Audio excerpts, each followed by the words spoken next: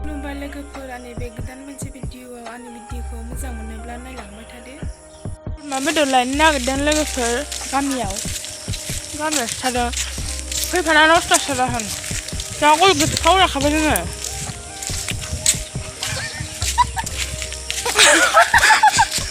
थांफिनगासिनो लोगोफोर ना मोनदों मोनाखै दै देरनायखाय जा ना मोनसावलाबायदों मालाय दा मोनबा फवासे फान दे।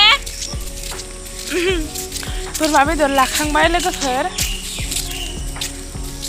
आयौ लानानै थांग्रोबावबायसो बेदरखौनो हिनजाव गोदाना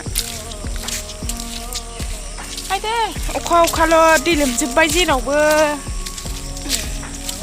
थानो जायगा गैलाना अखानो माइ गायहैदों मालाय आइ लावदां गिसेबो थांदो दे दाहाय दखान थांगोन लोगोफोर न'आव सफैबाय अखा हाबावबायसो जि थिखैनांसिगोन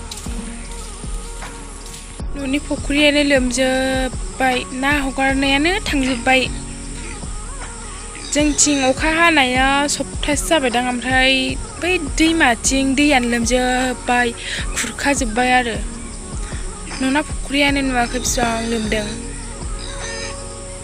दा जों नारजि रुनानै लाग्रोबाय बेदर होनोसै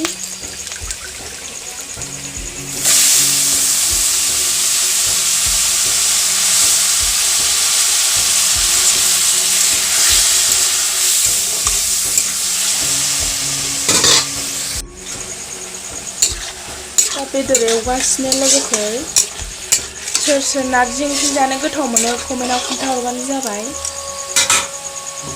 आं जानाया जायो ओमफ्राय गोखानि थाखाय एसे बादबो। एबार नारजि होसनसै लोगोफोर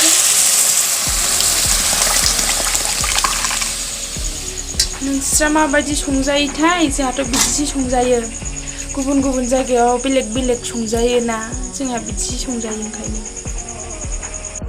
नोगोद गोथाव जाखाबाय लोगोफोर बेदराबो जा ग्रोन ग्रोनखा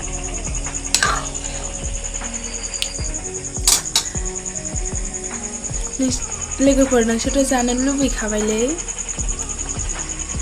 कमेन्टआव खोन्थाहरबानो जाबाय जानो लुबैदोंबा साखिनायसै लोगोफोर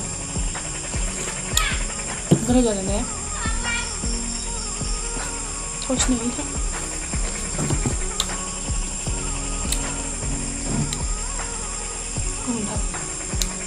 सुखा नांगौमोन एसे